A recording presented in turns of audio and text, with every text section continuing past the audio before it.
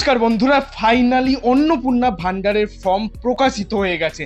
কিভাবে তোমরা এই ফর্ম ফিল আপ করবে, কি কি ডকুমেন্টস অ্যাটাচ করতে হবে, কোথায় তোমরা এই ফর্ম পেতে পারবে, সমস্ত কিছু step by step form fill up এই ভিডিওতে তোমাদের সাথে শেয়ার করে দেবো। অবশ্যই ভিডিওটিকে সম্পূর্ণ দেখার চেষ্টা করো, কারণ কোথাও যদি ফর্ম ফিল আপ তোমাদের ভুল হয়ে যায় তাহলে কিন্তু তোমরা যখন জুন মাসে টাকা ছাড়বে 3,000 টাকা তোমাদের নিজস্ব ব্যাংক অ্যাকাউন্টে কিন্তু ক্রেডিট হবে না।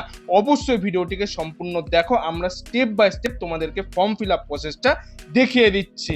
এখানে তোমরা দেখতে পাচ্ছ আমরা সরাসরি সেই অন্নপূর্ণা যোজনা বা অন্নপূর্ণা ভান্ডারের যে ফর্ম সেটা কিন্তু ওপেন করে নিয়েছি।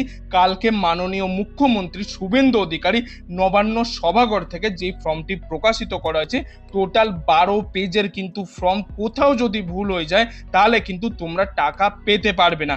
প্রথমে যেটা হেডলাইনে বলেছে, প্রতিটি বিভাগে স্পষ্ট ক্ষেত্র টিক বক্সের বিকল্প নির্দেশ বলে দেওয়া রয়েছে এবং প্রতিটি ফর্ম তোমাদের অবশ্যই বাধ্যতামূলকভাবে ফিল আপ করতে হবে।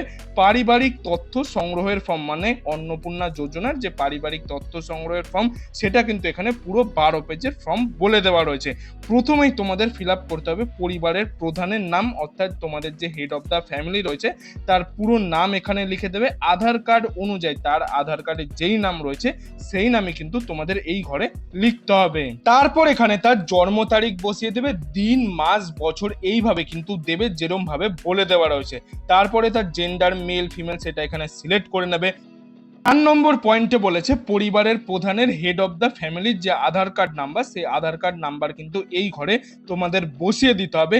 ডিজিটাল রেশন কার্ডের পারিবারিক আইডি যদি থাকে, মানে ডিজিটাল রেশন কার্ডের পারিবারিক আইডি যদি থাকে তাহলে দেবে, নাহলে কিন্তু তোমাদের দেওয়ার দরকার নেই।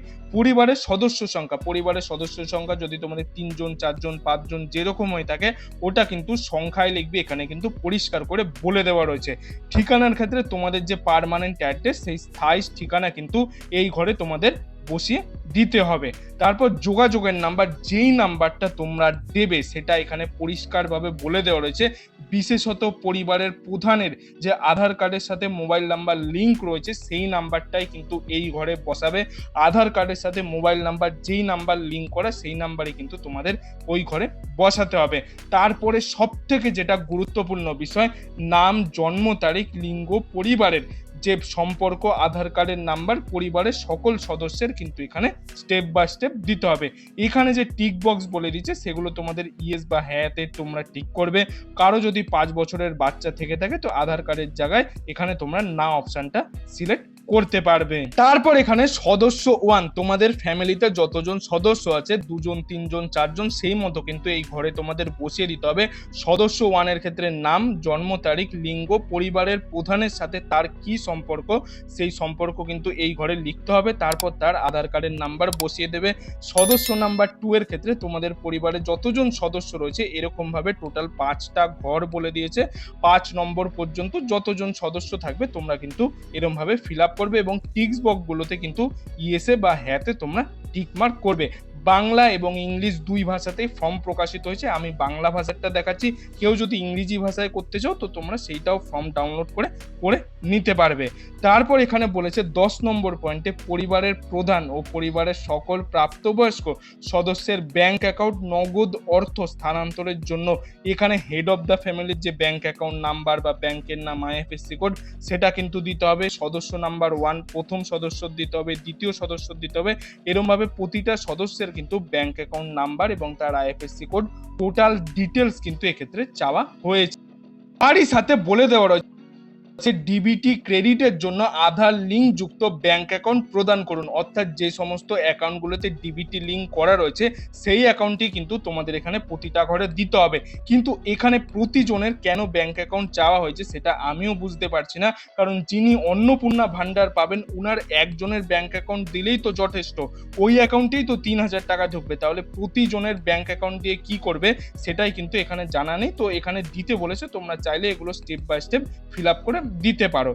তারপর এখানে তোমাদের যেই অপশনটা বলে দিয়েছে 11 নম্বর অপশন, এপিক বা হেড অফ দ্য ফ্যামিলির সকল প্রাপ্তবয়স্ক সদস্য ভোটার তালিকার অংশ নম্বর সহ, এখানে যিনি হেড অফ দ্য ফ্যামিলি রয়েছে তার এপিক কার্ডের নাম্বার মানে ভোটার কার্ডের নাম্বার তোমাদের বসিয়ে দিতে হবে, এবং বিধানসভা ক্ষেত্র বা অংশ নাম্বার মানে অ্যাসেম্বলি কনস্টিটিউশন এবং পার্ট নাম্বার ওটা তোমরা পাবে যে ভোটার লিস্ট তোমরা ডাউনলোড করেছিলে এসআইআর এর সময়, ওই ভোটার লিস্টে কিন্তু পুরো পরিষ্কারভাবে লিখে দেওয়া থাকবে প্রতিটি সদস্যের ভোটার কার্ডের নাম্বার, বিধানসভা ক্ষেত্র এবং অংশ নাম্বার মানে পার্ট নাম্বার, সেটা কিন্তু প্রতিটা এভাবে তোমরা স্টেপ বাই স্টেপ বসিয়ে দেবে।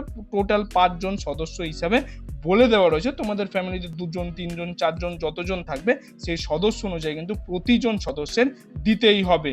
এখানে 12 নম্বর পয়েন্টে বলেছে বিভাগ, তোমাদের unreserved category, SC ST OBC যেই কাস্টের মধ্যে পড়ো সেই কাস্ট কিন্তু এখান থেকে টিক মার্ক দিয়ে অপশনটি সিলেক্ট করে নেবে। অবশ্যই তোমরা ভিডিওটিকে সম্পূর্ণ দেখার চেষ্টা করো, কোনো জায়গায় যদি স্কিপ করে দেখো তাহলে কিন্তু তোমরা পুরো ডিটেলসটা বুঝতে পারবে না, পরবর্তীতে তোমাদের কিন্তু ফর্ম ফিল আপের সময় ভুল হয়ে যাবে।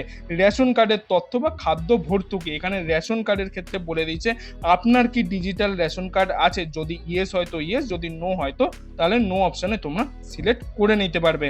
যদি হ্যাঁ হয় মানে যদি তোমাদের ডিজিটাল রেশন কার্ড থেকে থাকে তাহলে সেটা কোন category A Y S P H H আর কেস 1 না 2 সেগুলো কিন্তু এক্ষেত্রে তোমরা টিক বক্সে অপশন সিলেক্ট করে নিতে পারবে। পরিবারের রেশন দোকান থেকে মাসিক কি রেশন তুলছেন কিনা, মানে আপনারা কি রেশন তোলেন, চাল গম আটা এগুলো কি পান বা তোলেন কিনা, তো ইয়েস হলে ইয়েস, নো হলে নো অপশনে তোমরা সিলেক্ট করে দেবে। তারপরে বলেছে বাড়ির ধরন বা আপনার বাড়িতে কি 3 বা তার একের বেশি পাকা ঘর রয়েছে, মানে সেটা যদি হ্যাঁ হয় তো হ্যাঁ সিলেক্ট করবে, যদি নো হয় তো নো অপশনে তোমরা এগুলো সিলেক্ট করে নেবে। তারপর বলেছে পারিবারিক জমির মালিকানা, যদি ইয়েস হয় তো ইয়েস, যদি নো হয় তো নো অপশনে তোমরা সিলেক্ট করবে। যদি ইয়েস এ সিলেক্ট করো তাহলে কিন্তু এখানে রেজিস্ট্রেশনের নথি, মিউটেশন কপি সমস্ত কিছু ডিটেলস গুলো তোমাদের থেকে চাওয়া হয়েছে, তো এই ডিটেলস গুলো তোমরা পড়ে নেবে, এগুলো কিন্তু অবশ্যই তোমাদেরকে দিতে হবে। পরিবারের সকল সদস্যের মোট জমির পরিমাণ শতকে তোমাদের লিখতে হবে, এবং তারই সাথে রেজিস্ট্রেশনের নথি, সর্বশেষ আরো যে জমির নথি সেগুলো কিন্তু এক্ষেত্রে বসাতে হবে। সমস্ত কিছু ডিটেলস দিয়ে তোমাদের ফর্ম ফিল আপ করতে হবে, এই 12টা পেজের যে ফর্ম বলে দেওয়া রয়েছে। তারপর যানবাহন, আপনি কি পরিবারের কোনো সদস্য কি অবাণিজ্যিক মোটর চালিত 4 চাকার গাড়ি রয়েছে, যদি ইয়েস হয় তো ইয়েস এ সিলেক্ট করবে, নাহলে নো অপশনে সিলেক্ট করে দেবে। যদি ইয়েস হয় তাহলে কিন্তু তোমাদের রেজিস্ট্রেশন নাম্বার এবং গাড়ির সংখ্যা সেটা কিন্তু এখানে পরিষ্কারভাবে বলে দিতে হবে। তারপর এখানে বলেছে পারিবারিক স্বাস্থ্য বীমা, যদি না হয় তাহলে তো কোনো ঝামেলা নেই, এগুলো তোমাদের কিচ্ছু ফিল আপ করতে হবে না। যদি ইয়েসে তোমরা সিলেক্ট করো তাহলে তোমাদের সরকারি না বেসরকারি ক্ষেত্রে করা সেটা দিতে হবে। তারপরে হেড অফ দ্য ফ্যামিলি সরকারি না বেসরকারি ক্ষেত্রে করা, তাদের কত সাম ইস্যুড করা রয়েছে, প্রিমিয়ামের বিবরণ প্রতিটা কিন্তু দিতে হবে। সদস্য নাম্বার 1, সদস্য নাম্বার 2, কতজন সদস্যের তোমরা বিমা করে রেখেছো, ইন্স্যুরেন্স করা রয়েছে, সেগুলো কিন্তু তোমাদের প্রতিটা স্টেপ বাই স্টেপ দিতে হবে। আয় বা পেশা, কোনো সদস্য কি আয়কর বা পেশাগত কর প্রদান করে থাকে, যদি তোমরা কেউ আয়কর দিয়ে থাকো, ইনকাম ট্যাক্স রিটার্ন ফাইল করে থাকো তাহলে ইয়েস এ সিলেক্ট করবে, নাহলে নো অপশনে সিলেক্ট করে দেবে। যদি কেউ ইয়েস সিলেক্ট করে, যদি তিনি অন্নপূর্ণা ভান্ডার পাওয়ার জন্য অ্যাপ্লাই করছেন এবং আয়করও দেন, তাহলে কিন্তু তিনি অন্নপূর্ণা ভান্ডার পাবেন না, তার ফর্মটা কিন্তু ক্যান্সেল হয়ে যাবে। এবং পরিবারের সদস্যের প্যান কার্ড যদি থাকে, যদি তোমাদের প্যান কার্ড থেকে থাকে পরিবারের সদস্যের, তাহলে কিন্তু এখানে প্যান কার্ডের সমস্ত ডিটেলস চাওয়া হয়েছে। এখানে সদস্য number 1, head of the family যতজন সদস্য রয়েছে তাদের কিন্তু সবার প্যান কার্ড এক্ষেত্রে চাওয়া হয়েছে। তারপর এখানে বলেছে কর্মসংস্থানের ধরন, পরিবারের প্রধান মানে হেড অফ দ্য ফ্যামিলি কি চাকরি করেন, সরকারি ক্ষেত্রে করেন না বেসরকারি চাকরি করেন না কোনো সংগঠিত ক্ষেত্রে উনি স্বনির্ভরযুক্ত কোনো ব্যবসায় মালিক এই সমস্ত ক্ষেত্রে চাকরি করেন না পরিযায়ী শ্রমিক, বেকার, অন্যান্য, সেগুলো তোমরা এখান থেকে সিলেক্ট করে নেবে। পরিষ্কারভাবে বলে দেওয়া রয়েছে, যে যেটা করে সেটা কিন্তু সঠিকভাবে এই ফর্মে ফিল আপ তোমাদের করতে হবে। তারপরে সদস্য নাম্বার 1, হেড অফ দ্য ফ্যামিলির পরে যিনি সদস্য নাম্বার 1 এ দেবে তিনি কি কাজ করে, তারপরে সদস্য নাম্বার 2 কি কাজ করে, 3 নম্বর সদস্য কি কাজ করে, সেগুলো কিন্তু তোমাদের এখানে পরিষ্কারভাবে উল্লেখ করতে হবে। কর্মসংস্থানের ডিটেলস কিন্তু পরিষ্কারভাবে দিতে হবেই। পরিবারের শিক্ষিত ও প্রাপ্তবয়স্ক সদস্যের সংখ্যা এবং পরিবারের অশিক্ষিত প্রাপ্তবয়স্ক সদস্যের সংখ্যা, মানে আপনার পরিবারে কতজন শিক্ষিত প্রাপ্তবয়স্ক রয়েছে, সেটা যদি 2 জন হয় তো 2 লিখবেন, যদি অশিক্ষিত প্রাপ্তবয়স্ক সদস্য 1 জন হয় তো এখানে 1 জন আপনারা লিখে দেবেন। যতজন থাকবে সেটা কিন্তু এই দুটো ঘরের সংখ্যায় আপনাদের লিখে বলেছে পরিবারের প্রধান হেড অফ দ্য ফ্যামিলি শিক্ষিত না অশিক্ষিত সর্বোচ্চ শিক্ষাগত যোগ্যতাও কিন্তু তোমাদের দিতে হবে। উনি যদি শিক্ষিত হয় তাহলে শিক্ষিততে সিলেক্ট করবে, যদি উচ্চ মাধ্যমিক পাস হয়, গ্র্যাজুয়েশন পাস হয়, তো সেটা এক্ষেত্রে তোমরা শিক্ষাগত যোগ্যতা দিয়ে দেবে। সদস্য নাম্বার 1 শিক্ষিত না অশিক্ষিত সেটা এখানে সিলেক্ট করবে, এবং সর্বোচ্চ শিক্ষাগত যোগ্যতাও কিন্তু তোমাদের এক্ষেত্রে বসাতে হবে। মাধ্যমিক, উচ্চ মাধ্যমিক, গ্র্যাজুয়েশন, 5 পাস, 8 পাস, যেই ক্লাস পর্যন্ত পড়েছে সেইগুলো কিন্তু তোমাদের এখানে স্টেপ বাই স্টেপ প্রতিজন সদস্যের ক্ষেত্রে ফিল আপ করতে হবে। কোনো সদস্য কি সাংবিধানিক বা পদমন্ত্রী, সাংসদ, বিধায়ক এই সমস্ত কিছু ছিলেন, মানে আপনার পরিবারে কেউ কি কোনো বিধায়ক, মন্ত্রী, পৌরস্থানীয় সংস্থায় এরকম কেউ কিছু ছিলেন? যদি থাকে তাহলে ইয়েসে সিলেক্ট করবে, যদি না থাকে তাহলে নো অপশানে সিলেক্ট করে দেবে, কোনো ঝামেলা এক্ষেত্রে থাকবে। তারপরের পয়েন্টে বলেছে কোনো সদস্য কি সরকারি পেনশনভোগী, মানে আপনার পরিবারে কোনো সদস্য কি পেনশন পায়? যদি ইয়েস হয় তো ইয়েসে সিলেক্ট করবেন, যিনি সরকারি পেনশন পায় তার সদস্য নাম্বার এখানে কিন্তু পরিষ্কারভাবে তোমাদের দিতে হবে। আর না অপশানে সিলেক্ট করে তাহলে কোনো কিছুই তোমাদের লাগবে না, তোমরা সিম্পলি না অপশান ক্লিক করলে নেক্সট অপশানে চলে যাবে। কোনো সদস্য কি জিএসটির অধীনে নিবন্ধিত আছেন? কেউ যদি জিএসটি পে করে, মানে কারো যদি ব্যবসা থাকে সেক্ষেত্রে যদি তার জিএসটি নাম্বার থেকে থাকে তাহলে কিন্তু এখানে দিতে হবে, যদি ইয়েসে সিলেক্ট করো। আর যদি না করো তাহলে তোমরা পরবর্তী অপশানে চলে যাবে, এক্ষেত্রে কোনো সমস্যা নেই। পরিবারের মোট আর্থিক আয় যেটা বছরে তোমরা দেবে রুপিস অঙ্কে বলে দিচ্ছে, কারো যদি 1 লাখ, 2 লাখ, 5 লাখ, 10 লাখ, যার যত টাকা বার্ষিক আয় বলেছে বছরে, সেখানে 5 লাখ, 10 লাখ, 2 লাখ, 3 লাখ, যার যেরকম ইনকাম আছে বছরে সেটা কিন্তু পরিবারের ইনকামটাকে টোটাল করে এক্ষেত্রে কিন্তু তোমাদের বসাতে হবে। অন্যান্য পরিচয় নথি, সিএএ আবেদন বা বর্তমান অবস্থা যদি থাকে, যদি আপনারা সিএ এর ক্ষেত্রে আবেদন করে থাকেন তাহলে এই অপশানগুলোতে পছন্দ মতো সিলেক্ট করবেন, নাহলে কিচ্ছু করার দরকার নেই। যদি থাকে বলে দিচ্ছে, কোনো ম্যান্ডেটারি নয়, এই অপশানটা ফিল আপ আপনাদের না করলেও চলবে। এবং অন্যান্য কিষাণ কার্ড বা কিষাণ ক্রেডিট কার্ড যদি আপনাদের থেকে থাকে তাহলে কিন্তু এখানে হেড অফ দ্য ফ্যামিলি, সদস্য নাম্বার 1, 2 এক্ষেত্রে কিন্তু প্রতিটা আইডি ডিটেলস আপনাদেরকে দিতে হবে। যাদের কিষাণ ক্রেডিট কার্ড রয়েছে বা কিষাণ কার্ড আপনারা ব্যবহার করেন সেক্ষেত্রে কিন্তু মৎস্যজীবী ক্রেডিট কার্ডের ক্ষেত্রে সমস্ত ডিটেলস, কার কজন কত কিলো কি কার্ড রয়েছে সেই সমস্ত কার্ডের নাম্বার কিন্তু এক্ষেত্রে চাওয়া হয়েছে। তারপরের পয়েন্টে যেটা বলেছে, যদি এসআইআর 2026-এর নামে বাদ পড়ে তবে মামলাটি ট্রাইব্যুনালে বিচারাধীন কিনা, মানে আপনার যদি এসআইআর এর ট্রাইব্যুনালের নাম বাদ পড়ে থাকে এবং আপনি যদি ট্রাইব্যুনালে আবেদন করেন তাহলেই কিন্তু আপনি অন্নপূর্ণা ভান্ডার পেতে পারবেন। যদি না আবেদন করে থাকেন, যদি নাম পুরোপুরি ডিলিটেড হয়ে যায় তাহলে কিন্তু এই টাকা আপনি পাবেন না, সেখানে পরিষ্কারভাবে এর আগেই বলে দেওয়া হয়েছিল। পরিবারের প্রধানের নাম প্রযোজ্য না প্রযোজ্য নয় সেটা আপনারা সিলেক্ট করবেন, সদস্য নাম্বার 1 এর ক্ষেত্রে সিলেক্ট করবেন, সদস্য নাম্বার 2 এর ক্ষেত্রে সিলেক্ট করবেন। এরমভাবে প্রতিটা স্টেপ বাই স্টেপ কিন্তু ফিল আপ করতে হবে। যদি কোনো কিছু না হয় তাহলে কিন্তু কারোরই কিছু সিলেক্ট করার দরকার নেই, আপনারা প্রযোজ্য নয় বা না অপশানে সিম্পলি ক্লিক করে নেক্সট অপশানে চলে যেতে পারবে। তারপর এখানে বলেছে সামাজিক মর্যাদা বা নির্ভরশীল ব্যক্তি গণ্য, এখানে বিদ্যালয় বা পরিবারের সকল শিশুর বিবরণ চাওয়া হয়েছে। আপনার পরিবারে যদি কোনো শিশু বা বাচ্চা থেকে থাকে তার শিশুর নাম চাওয়া হয়েছে, শ্রেণী চাওয়া হয়েছে, বিদ্যালয়ের নাম, ধরন, সরকারি না বেসরকারি, স্কুলে তিনি পড়াশোনা করেন, সমস্ত কিছু কিন্তু ডিটেলস দিতে হবে। সদস্য 1 বা সদস্য 2 এইভাবে কিন্তু তোমাদের চাওয়া হয়েছে, যতজন বাচ্চা থাকবে 1টা 2টো 3টে সেই অনুযায়ী কিন্তু স্টেপ বাই স্টেপ তোমাদেরকে এই ফর্মটিকে ফিল আপ করতে হবে। সেই সমস্ত অপশানগুলো পরিষ্কারভাবে বলে দেওয়া রয়েছে। শিশুদের টিকাকরণ বা বর্তমান অবস্থা, আপনার শিশুর যদি টিকাকরণ হয়ে থাকে তাহলে ইয়েসে সিলেক্ট করবেন, যদি টিকাকরণ করা হয়নি তাহলে কিন্তু সেকেন্ড অপশানে আপনারা সিলেক্ট করবেন। এরকম যদি কারো 1টা 2টো বাচ্চা থেকে থাকে তো সেই অনুযায়ী কিন্তু এইভাবে আপনাদের step by step fill up করতে হবে প্রতিটা বাচ্চার ক্ষেত্রে। এবং এই ফর্মটা অনেকটাই বড় ফর্ম, টোটাল 12 পেজের একটি ফর্ম তৈরি করা হয়েছে এবং পরিবারের টোটাল তথ্য কিন্তু এক্ষেত্রে নেওয়া হচ্ছে। তো প্রতিটা স্টেপ বাই স্টেপ আপনাদেরকে ফিল আপ করতে হবে বুঝে শুনে, কোথাও যাতে কোনো ভুল না হয়ে যায়।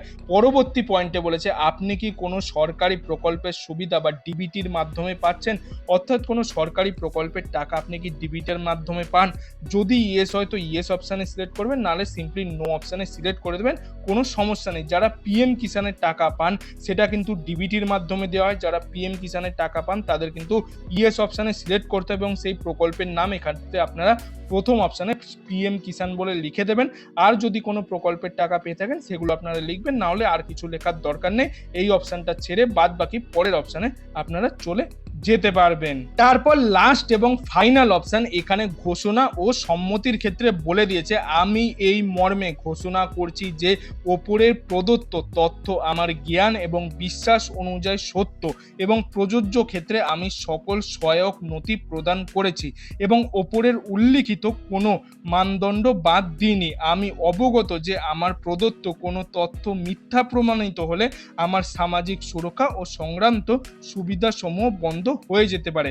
এক্ষেত্রে সম্মততে আপনি সিলেক্ট অপশানে সিলেক্ট করবেন এবং যিনি ফর্মটি জমা করেছেন তার স্বাক্ষর দেবেন এবং এই ফর্মটি কিন্তু যাচাইযোগ্য, অর্থাৎ আপনি যেই ফর্ম ফিল আপে যতগুলো ডকুমেন্টস দিলেন বা যা যা ডিটেলস দিলেন সমস্ত কিছু কিন্তু যাচাই এক্ষেত্রে করা হবে। এবং দ্রষ্টব্যর ক্ষেত্রে বলে দেওয়া রয়েছে, পরিবার বলতে এমন একদল ব্যক্তিকে বোঝায় যারা সাধারণত একসঙ্গে বসবাস করেন এবং একই রান্নাঘরে খাবার গ্রহণ করেন, অর্থাৎ একটি টোটাল যে পরিবার সেই সমস্ত পরিবারের কিন্তু টোটাল ডিটেলস এক্ষেত্রে নেওয়া হয়েছে। তারপর বলেছে শুধুমাত্র সরকারি ব্যবহারের জন্য, এই অপশানটা কিন্তু কেউ ফিল আপ করবেন না, এটা কিন্তু সরকারি আধিকারিকরাই ফিল আপ করবে, এই অপশানটা আপনাদের জন্য নয়। তো এই অপশানটার রিসিভ কপি কিন্তু আপনাদেরকে দেওয়া হবে। তোমরা নিজেরাই দেখতে পেলে এই ফর্মটি তোমাদেরকে কি করে ফিল আপ করতে হবে এবং প্রতিটা অপশান কিন্তু অবশ্যই তোমাদেরকে বুঝে শুনে ফিল আপ করতে হবে। একটা ভুল হলে কিন্তু তোমরা অন্নপূর্ণা যোজনের টাকা জুন মাস থেকে 3,000 টাকা পেতে পারবে না। অবশ্যই ভিডিওটিকে সম্পূর্ণ দেখে তারপর কিন্তু স্টেপ বাই স্টেপ অনলাইন বা অফলাইন দুভাবেই তোমরা ফিল আপ করতে পারবে। এবং প্রতিজনের ব্যাংক অ্যাকাউন্ট ডিটেলস কেন চাওয়া হয়েছে ওটা যদি তোমাদের জানা থাকে অবশ্যই কমেন্ট বক্সে কমেন্ট করে একবার জানিও যে প্রতিজনের ব্যাংক অ্যাকাউন্ট কি জন্য চাওয়া হয়েছে।